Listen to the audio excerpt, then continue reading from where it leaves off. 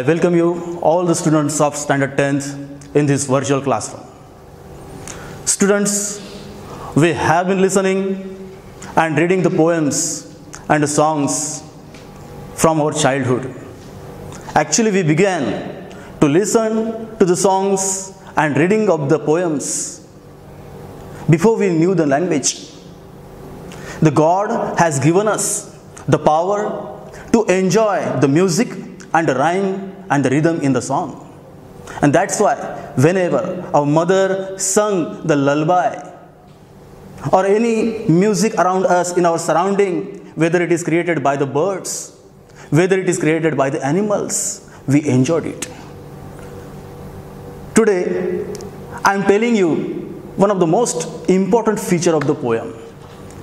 Students, when you began to walk and began to talk to the children around you in your society, you began to discuss about the items and the objects of the environment. You spoke about the stars. You spoke about the moon. You spoke about the general animals and birds and human beings. And you had some idea about it.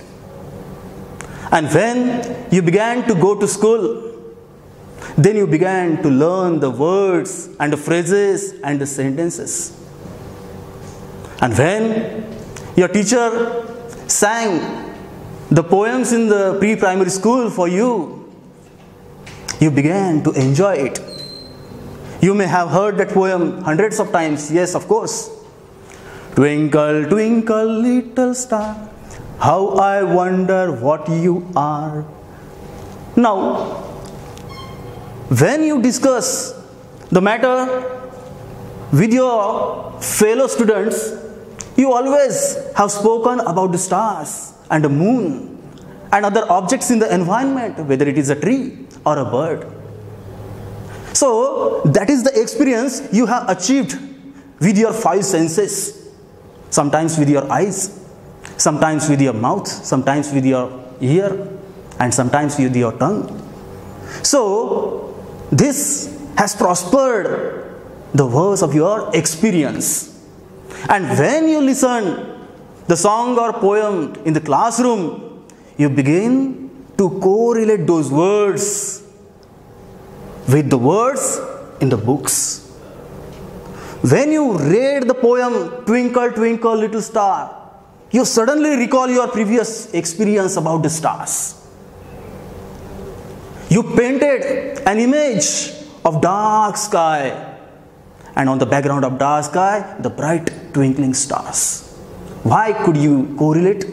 Why could you recall? Because you had already experienced it. And the painting that you painted in your mind, we call it an image. So, here in today's poem, we are going to focus our attention on the image that is created in our mind when we read or listen the poem. Actually, that skill, that art or that device is called as imagery. Okay, now let us try to understand what is imagery. Before understanding, let us try to read some of the definitions. Please, sir. Figurative descriptions that creates mental pictures in the mind of the reader or listener. I already have explained. Whenever you read anything or whenever you listen something, you try to paint the picture. Your mind begins to paint the picture, the image in your mind. That is an imagery. In other words, we can say it is a poetic device that enhances the poem. Actually, the poet wants to enhance his or her poem by a number of ways. This is also one of them. By using different types of imagery, the poet of any language, whether it is Marathi poem, Hindi poem, English poem, or poem of any language, all the poets use this skill, use imagery to enhance the beauty of the poem. and make it more meaningful. So, the imagery has been used around the world by different poets and many times. But there is one poet who is the master of this device. Today I am very happy to introduce you that poet whose name is Robert Frost. Robert Frost is an American poet of 20th century. He was born in 1874. Died in 1964. But during his lifetime, he has written such a poem that has just attracted the viewers and the readers all over the world. He used the device of imagery with his simple, common to people vocabulary, using simple constructions and beautiful verses. Actually, Robert Frost has won the Pulitzer Prizes for 4 times. That is the most precious award in US. And he has won that award for 4 times. Such is the poet Robert Frost. And he has written many poems, but one poem which has an ample focus of imagery, and that poem is Stopping by Woods by a Snowy Evening. And today we are very lucky that we are having this poem in the course book of Standard 10th. And you are lucky enough to have the chance to read this poem and to enjoy. I don't use the word study. Here we are not supposed to study the poems. We are supposed to enjoy the poems. Actually, any poet of any language writes a poem not to be studied inside the classroom. The poets write the poems for enjoyment. The poets want to convey his feeling or her feelings with his viewers or the readers. And so here let us try to enjoy the poem. Stopping by Woods on a Snowy Evening. Okay, as I call you that this is our virtual classroom, you can also open your books on page number 102 and read this poem a couple of times, 2 times, 3 times, 4 times. As many times as you read it, you will definitely enjoy the poem. Now, what makes this poem beautiful? What makes this poem most enjoyable? Let us discuss those features here in this poem. Before beginning the features, I would like to tell you one important thing about this poem. The first Prime Minister of India, Pandit Jawaharlal Nehru, when he was on the verge of death, when in his last days, he had kept the book of Robert Frost on the table by his bed, and there was a bookmark on the page of this poem, and the last 4 lines of the poems were underlined. So what common and what uncommon? Actually, this poem has attracted the attention of so many people. Actually, this poem was written in 1922 and it was published in 1923. And now we are in 2020, so approximately 100 years have passed. But yet, the beauty of the poem pervades in human society. Okay, features, that is the commonplace vocabulary and simple language. If you go through the poem once, twice, thrice, you will notice there are so many words that we have been listening or reading or using hundreds of times.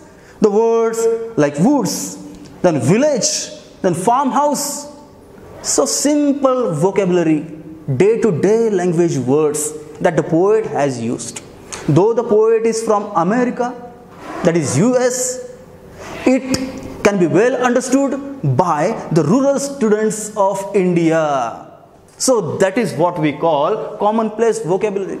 There are many words in the poem that you can give the synonyms and antonyms. For example, there is the word wood in the first language. You can tell that a piece of forest. Yes, you can give the synonyms. There are many describing words used that are also commonplace describing words. For example, you can see the word harness bell. And then there is phrase that is fill up with snow. So commonplace vocabulary, common phrases has been used in abundance in this poem, and that makes beautiful poem that attracts you. Another, we can say the language. Look at the language. What is the first line? Whose words these are? I think I know. The simple language. Or the second line in this first stanza. His house is in the village though. His house is in the village. How simple the language could be. In the poem that has been written by the world famous poet, his house is in the village. So simple construction and simple language. And this poem has so many phrases and so many sentences. Those are very commonplace and easy to understand. And this ease makes this poem beautiful and attraction of many people all over the world. And then we can see scenic surrounding and places. We already have discussed the imagery. What is imagery? By reading the words and the phrases and the lines in the poem, we are attracted towards it and we try to paint the image in our mind. So these beautiful surroundings and places, just like their woods, and then flax and horny bell and little horse, all these words paint a type of picture in our mind. So there are scenic surroundings and places, and some sounds are also used. When the word harness bell, we read it, we can imagine, we can feel the ringing sound of the bell. So actually this word harness bell produces a type of music or produces a type of sound particularly. And then snowflakes. What is flakes? When the snow falls to the ground from the branches of the tree, it makes gentle noise. That noise is called as flakes. So it also represents a type of sound. And then there are some more words. Yes, that was downy flake. And then a wind. Wind is also mentioned there. When the wind blows, it also has some sound. That word also represents the sounds. So we have a number of examples of sounds in this poem, and then we can also learn some of the words related to the time of the day and seasons of the year. If I ask you what time of the day is mentioned in the poem, by reading just the title of the poem, you can understand what time is mentioned. Stopping by woods on a snowy evening. Stopping by woods on a snowy evening. It refers to the evening time of the day. And that's why it becomes very easy for us to bring this complete set of the poem before our eyes. So it is evening time. Again, we can understand the season of the year. Actually, we know there are various seasons of the year. Winter, summer, rainy season, spring, autumn. These are the names of the seasons. But when we go through the poem, we come across such type of words that after listening or after reading these words, we draw a conclusion. We come to the conclusion that it is a specific season of the year. What does the word refer to? Just like snow, and then there are downy flakes, and then there is wind blowing very easily. So what do these words represent? Which season? Frozen lake, the beautiful word. When is the water of the lake frozen? So you can draw the conclusion that it must be winter. Yes. So these are the important features of the poem. And now we are going to go for rhyming words and rhyming scheme. This is important feature of any poetry. Any poetry. Actually, the poets write the poems for enjoyment. People sing it. And it is melodious when there are the words that contain music. Words containing music, yes. Actually, the words, the arrangement of the words contain music. And those poems can be well sung. And this poem is the best example. Now, in this poem, what elements are there that creates the music? So that is the rhyming words and rhyming scheme of the poem. And actually, before telling the rhyming scheme, I would like to tell you that this poem is a superb example of unique rhyming scheme. The rhyming scheme that has been used very rarely. You can get such a poem very rarely to read with such type of rhyming scheme. Before going to the rhyming scheme, let us discuss the rhyming words. What are rhyming words? The rhyming words are the words that are given at the end of the line. And there is a specific pattern. What type of pattern is there? Let us try to understand. Last word of the first line of the first stanza, no. The second word, second line, though. And then here, and the fourth line ends with snow. No, though, here, snow. So there is a specific pattern, a particular pattern. No, though, snow. These words end with same sound in the end. So we call it rhyming words. We call them rhyming words. And we have written them down whenever the question is asked. But the only word that doesn't rhyme is here. So let us give the number to the lines that sounds same. Just like no, a. Though, a. Snow, a. But the word here has different sound. So let us give it number B. So what is the arrangement of the rhyming words? A, B, A.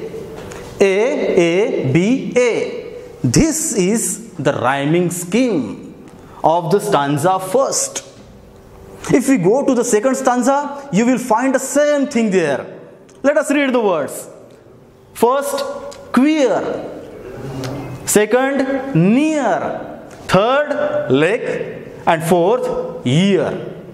So, the words queer, near and year has the same ending sounds. In other words, we can say these are rhyming words. But only one word is different, that is lake. It doesn't rhyme, so let us give it number B. And the rest of the words are A, B, A. The same rhyming scheme is there that was in first stanza, A, B, A.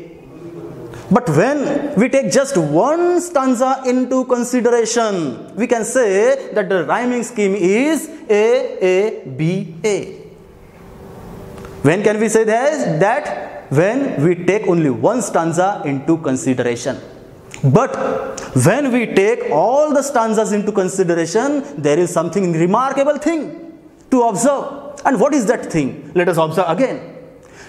The third line of the first stanza has the word here, and it actually rhymes with the word queer, near, year. Means the third line of the first stanza rhymes with queer, near and year, and we have given number B here, so we would have to give number B. Queer, number B, near, number B, year. But lake has different sound, so let us give it number C. So what is the rhyming scheme now? B, B, C, B. A, B, A. B, B, C, B. And the same thing is continued in the third stanza. The word lake rhymes with word shake. Mistake, flake. So it is continued. B, B, C, B, C, C, C, C, and this is D. So C, C, D, C. So this is the uniqueness of this rhyming scheme. A, B, B, C, B, C, C, D, C, and the fourth stanza is completely changed. And it has the rhyming scheme D, D, D, D. The third line in the third stanza, and the word is sweep. It rhymes with all the words in the fourth stanza, that is deep, keep, sleep, sleep. So this is a unique rhyme scheme that you will find rarely in the world of English literature. So, from the point of view of rhyming words and rhyming scheme, this is an extraordinary example. You have to enjoy this. What is the, I would like to tell you. So, what is the importance of rhyming scheme? Rhyming scheme makes the singer to sing the poem with ease. Here I would like to give you a sample. Actually, standard 10 students are not supposed to sing the poems, and teachers are also not supposed to sing the poems. But here I can't stop myself from singing the poem. Whose words these are, I think I know. His house is in the village though. He will not see me stopping here to watch his words fill up with snow. So, you can sing well when there is a perfect rhyming scheme in the poem. Now let us going to discuss another feature of the poem. So we are going on the different topic here, and that is figures of speech. As the human beings wear ornaments on different occasions to make himself or herself beautiful, the poets also use figures of speech to make the poem more beautiful, to enhance the beauty of the poem. And that is the use of figures of speech. Before going to discuss these figures of speech, we are going to understand, we are going to revise our knowledge of figures of speech. What is figures of speech? Okay, let us find out the definition. A phrase or a line using figurative language. A phrase or a line using figurative language means the meaning is not conveyed directly. You have to draw the meaning out of context. And with this device, the poem also is beautified. There are some more definitions. For example, language that has other meaning than its normal definition. When a poet uses figure of speech, he can convey different meaning out of the given or out of the used words. We have learned many figures of speeches, like there is simile, metaphor, personification. There are so many figures of speech, but in this poem we are going to concentrate our attention on alliteration, repetition, inversion and personification. Okay? So let us discuss what is alliteration. Alliteration. When is there alliteration? Actually, alliteration is related with music. When the same sound is repeated again and again in a line, we call it alliteration. That is an example of alliteration. And by doing so, the poet achieves the musical effect for his poetry. For alliteration, we are going to take an example from the poem, the last stanza and the first line. What is the first line of the last stanza? The woods are lovely, dark and deep. How are the woods? The woods are lovely, dark and deep. So you can hear the sound of D is repeated here, and it is producing some type of music. So when a particular sound is repeated in the poem, we call it alliteration. Another example is repetition. What is repetition? Repetition means when words or a phrase or a complete line is repeated in a poem to achieve some type of effect on the readers, on the viewers.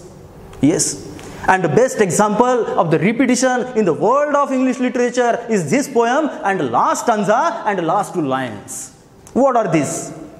And miles to go before I sleep, and miles to go before I sleep. It produces some types of mood in the poem. These two lines are repeated to achieve the excellent effect, and these two lines are not only an ordinary example of repetition, but this is marvelous example in the world of literature. I would like to sing here for you. The woods are lovely, dark and deep, but I have promises to keep, and miles to go before I sleep, and miles to go before I sleep. So there is a particular type of, there is a specific intention behind repeating these lines, and the poet has achieved his purpose very nicely. So this is a superb example of repetition. Then there is inversion. What is inversion? Let us discuss. Many times the poet has to change the order of the words. If I ask you to write a sentence or to speak a sentence, you start your sentence with a specific order. Most of the time we use assertive sentences to pass on the information. We use first subject. Subject is followed by predicate, that is verb and other words. Okay. But many times the poets change the order of the words. Now it is also very interesting. Why do poets do these things? Why do the poets change the order of the words? That is also interesting. They have to maintain the rhyming words and the rhyming scheme of the poem. Sometimes they have to achieve the extraordinary result. And that's why this adjustment is frequently made by the poets. What do? They just change the order of the words. And when the order of the word is changed, we tell that there is inversion. And the best example is the first line of the first stanza. Whose words these are, I think I know. If I were called to write down a line, I would have written down, I think I know whose words these are. In a simple language, I think I know whose words these are. But the poet doesn't say so. The poet says, whose words these are, I know, I think. There are some other examples out of the book. Down went the Royal George. What? Down went the Royal George. Who? The Royal George. But the subject is not used in the beginning. The first, there is verb. Down went. Went the Royal George. The subject is followed. So this is an example of inversion. In the same way, whose words these are, I think I know. So the word order is changed, and when such type of order is changed, we say that this is an example of inversion. And then there is personification.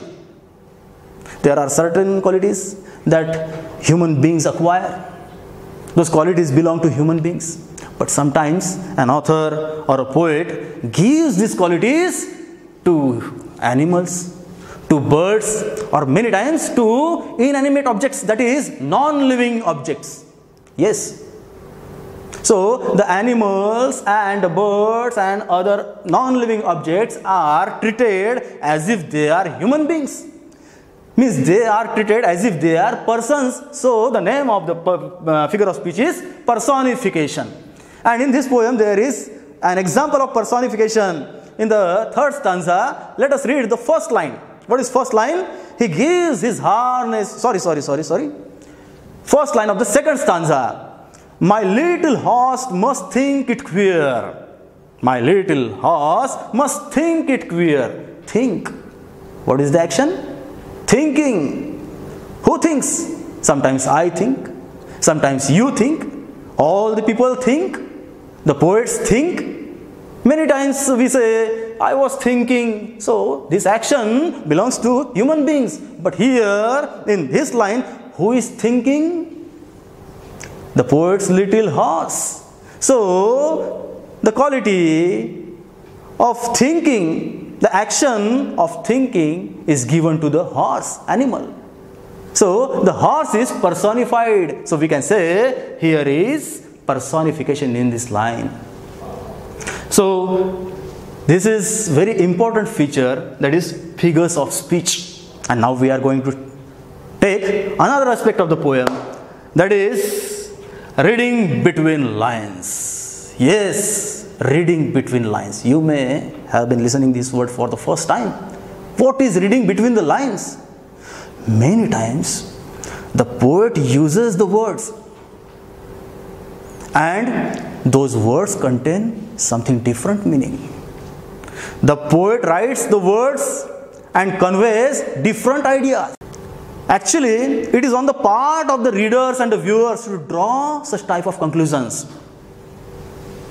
Let us read the definition. Reading between lines.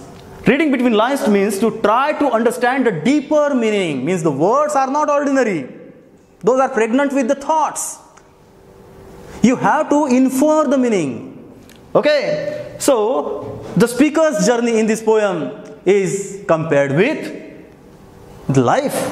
Snowy evening. Evening is the old age in this poem. So different meaning. Then lovely, deep, dark woods stands for peace in this poem.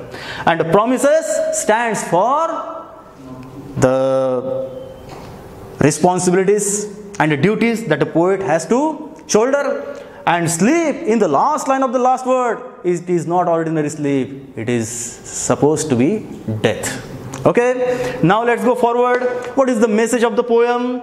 This poem, though seems a simple and innocent composition, points to the reality of making decisions in complex situations in order to fulfill our responsibilities. Actually, human life is full of responsibilities. We have to perform the duties. We have to do our job well. But many times, there are attractions. There are temptations. And we, as human beings, fall prey to those temptations and attractions, and we just forget the goal of our life, the aim of our life, the responsibilities that we have to do towards our society, responsibility to our family, to our nation. We forget it. Why? Because we are diverted. But in this poem, the poet says, I am quite diverted because of the beauty of the forest. But no, the poet has kept the sense of responsibility alive in his heart. Here, I remember the first poem of first unit here, A Teenager's Prayer. In this teenager's prayer, there is important line. What does a teenager pray? Help, Lord, to just say no when temptations comes my way. The teenager is sure that there will be temptations in his or her way, and he or she should not fall prey to all these temptations, and God should give him or her the power to say no. This is in teenager. But now the poet is in his adulthood and he has achieved his power. The God has given him the power. Why? Because there are temptations now. Snowy evening and a farmhouse and the frozen lake. All these things attract the poet. But poet is sure to follow his way. He says, no, I am not going to stop here because I have to go miles and miles. I have to perform my responsibility. I have to fulfill my responsibilities. I have to shoulder my duties. That is the beautiful message of the poem. So students, we have learned different aspects of the poems here. We can apply these features, we can apply this knowledge not only in this poem, but the poems to come that you are going to read in the future. Okay? And now it's time to have some homework. I think you will really enjoy the homework because the homework is based on the matter that we have discussed here. Question first. List the sounds mentioned in the poem. List the sounds mentioned in the poem. There are many words that mention to the sounds. You have to make a list of it. Okay? The next is pick out lines from the poem that contain imagery.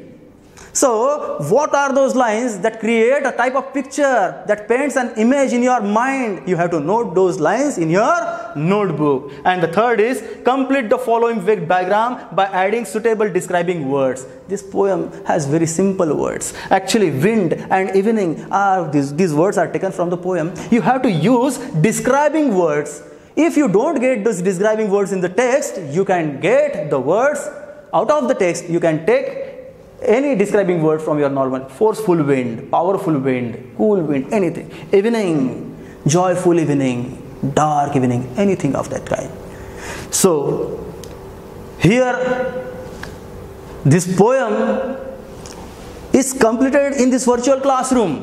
But, in my opinion, the real journey starts from here.